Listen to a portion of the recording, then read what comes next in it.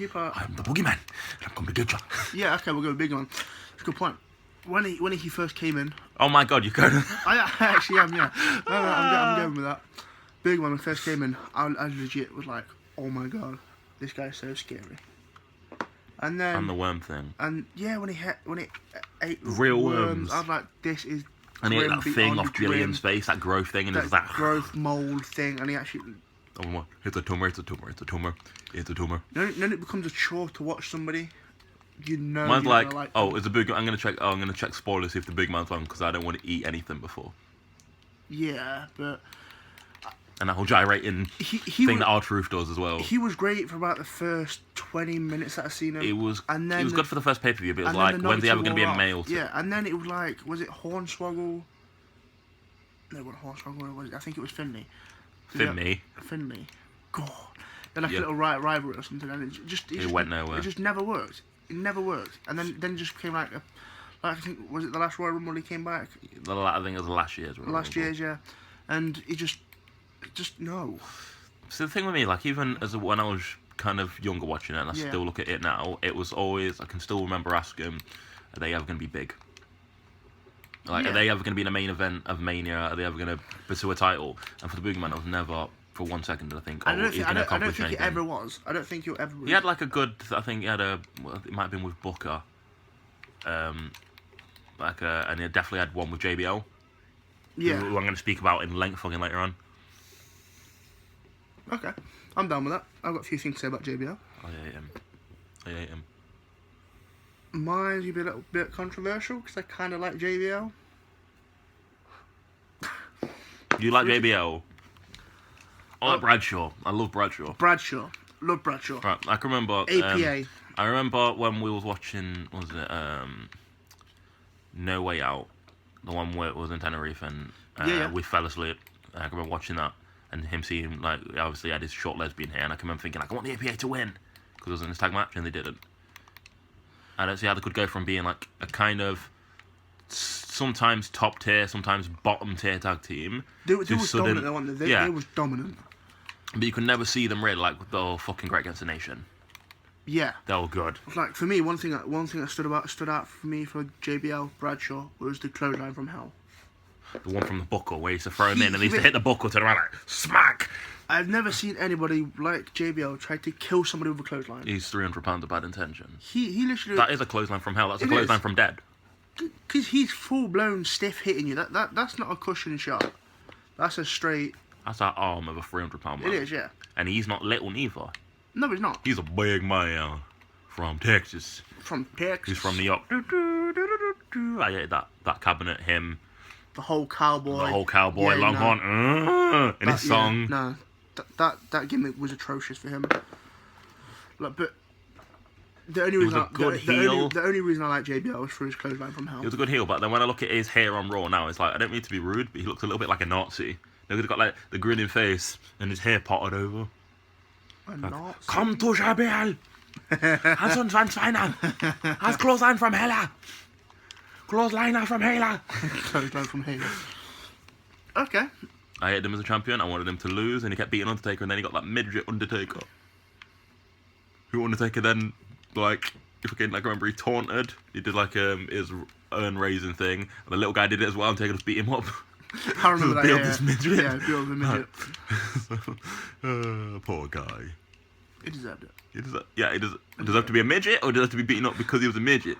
It deserves to be beaten up just because he was the.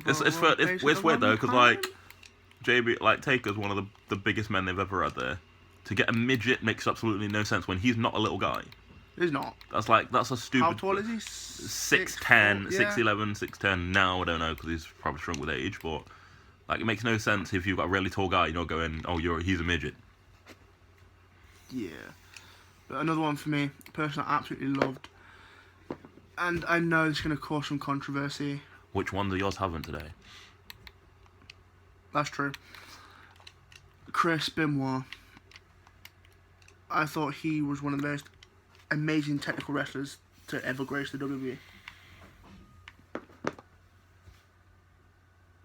Sorry. Benoit. Benoit. Okay, right. Favorite of all time.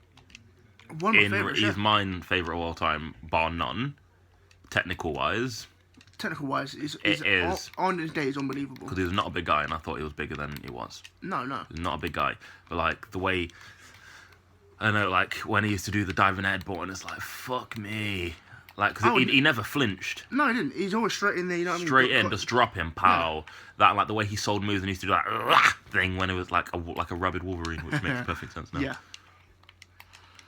Or everything else aside, him versus Angle was one of the best things I've ever seen. Yeah. And for me, one of my favourite submission moves is probably the crossface. And then he did the sharpshooter as well. Yeah, he did the sharpshooter. He always seemed to amaze me the actual ability that he's got. And he was strong. He that. was strong, and his yeah. bridging suplexes, like the dragon suplex. His suplex is probably one of the best you would ever see in the WWE. And he was like, it was kind of like Dynamite. Yeah. No doubt, because he had the same snap suplex, same diving headbutt. I don't think that's bad. A lot of people draw from it's more of a homage than a rip-off. Don't get me wrong, like I still watch highlights of him now because I miss him in the WWE. I know what he did was it's weird. Very controversial. I don't think here's the sad thing about it. Like, I'm not condoning murdering your family. I don't think that's okay. I don't think we should feel bad for him because of what he did. No. Or anything, or make any excuse about being mentally ill, anything else. I don't think any of that is relevant. I think what is relevant is the fact that you can do something for 18 years of your life, and then one day will count for nothing. Yeah, it will count for nothing. That's like just fucking striking Michael Jordan at the NBA and saying whatever you did doesn't matter. Or Babe Ruth from baseball, or Tyson from boxing because of one day of your life. Yeah. He's done some bad shit, never murdered nobody.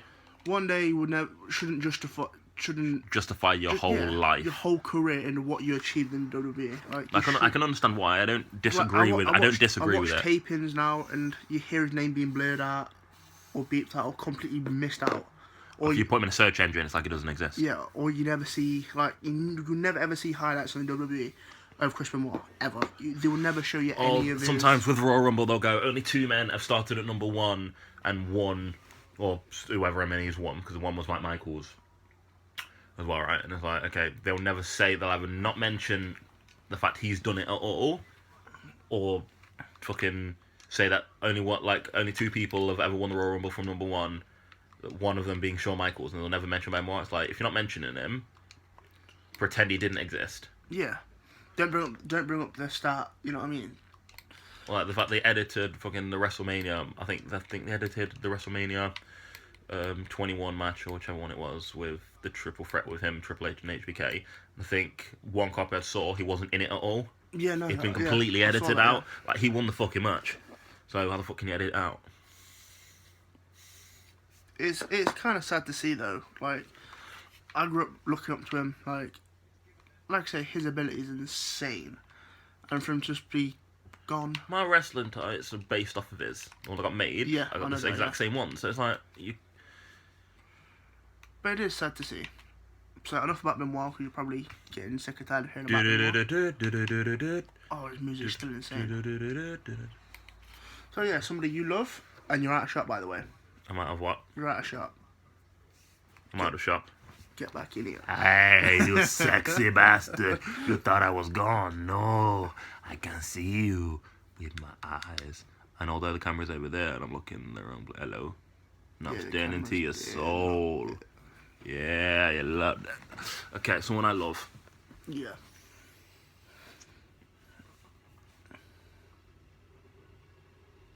This is someone from the past. Yep. Roddy Piper. Careful what you say next. Another guy who's unbelievable on the mic. Like, I like him the way, You don't throw rocks at a man with a shotgun. I love Roddy Piper. Like, he's got... Would you mess with a guy in a kilt? Because I wouldn't. Because of him? Just because... I'm not a fan of the Scottish. No offense to Scottish people. Yeah, me neither, but... With Piper, he had sheer passion when he spoke. He hit people with a coconut. Yeah. And threw him through windows. We should get the coconut and see how hard it actually hits. You can hit me, it's fine. I've been hit with a coconut. It really hurts. It doesn't feel like fruit. Oh. That someone's got a rock in the sky. We won't be doing that, by the way. No. But I don't know, like... Lest I get a concussion and murder people. For me, it was, just when you think you've got the answers, I change the questions. I like... And the leather jacket another in the thing, pit. Like, I was glad that WWE brought him with the Piper Pit. But I like that. I like them giving him his own section on Raw or whatever. That was a springboard for other people, though. It was. For, like, the end of the Rockers. So without it ending like that, Michaels might not have been... It might not have meant as much seeing him beat up Marty Jannetty like that. Because it was like... That was sad to see. Because it was fucked up. That was sad to see. Just in general, though, is not a big guy either. No, Like a little guy. He's Not the most muscular, but when he talks, you fucking listen. You do. Like, is rivalry with Hogan, like, say the shit about you want about fucking Warrior or Dying Sheik or whatever, him and Piper, like, Piper made him. Yeah, To me, Piper made him definitely. because he gave him that fucking that enemy to really where, like, you can't hate him more, so you have to love Hogan all that much because you want him to beat this asshole up. I mean, so for me, That's what I mean. You don't get rivalries like that now than you do back in the day, where it makes you. I don't buy leave. into it. Yeah. I don't know if it's an age thing and just clarity and looking at wrestling a different the way. thing that I found most disheartening about WWE now is all so predictable. Like back in the day, even when you was younger, like I'd watch countless hours of wrestling. A lot of the shit hadn't been done yet. Yeah, like seeing things for the first time, like, oh my god, you didn't see that coming. But now it's like, that's been done. Because it's That's been done that many already times. been done. It's trying to recreate a Yeah. miracle. But I can't remember, like, when I first got into wrestling, lending all my wrestling videos. I did take all of them. Yeah. I had every pay-per-view from, like, 84, something like that. All on video. It was unbelievable. Watching them now... Piper was just Piper. Yeah, but watching them now, it makes it all even more surreal because that's what I wish it was like now, and it's not. Because you want things to be different to what they are now. Yeah.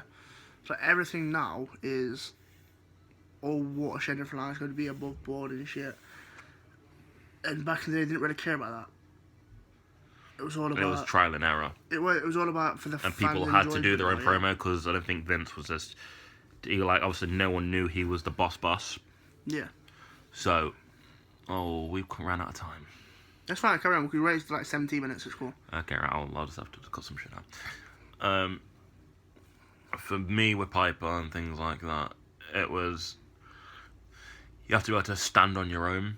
Yeah. That's how you knew the people that were going to succeed or not. Like, look at the people who were really good and the ones who flopped. Look at the promo difference. If you look at Hogan promo and Warrior promos and Steve Austin and The Rock and Triple H and Jericho and Piper, they've got the same thing in common, and that's the way they fucking deliver a promo. And that's like one of the biggest things we look Piper into. made you hate him. He made you fucking hate him. He made Mr. T, who's not even a wrestler, you want to go, I want him to box him and I want him to beat the shit out of him. I want him to knock him the fuck out. But that's what happens when you go out on the mic. You believe anything. He has that, they don't teach it as much now. Anyway, guys, this has been part 2. So we'll catch you on the flip side for part 3. Bye. Bye-bye.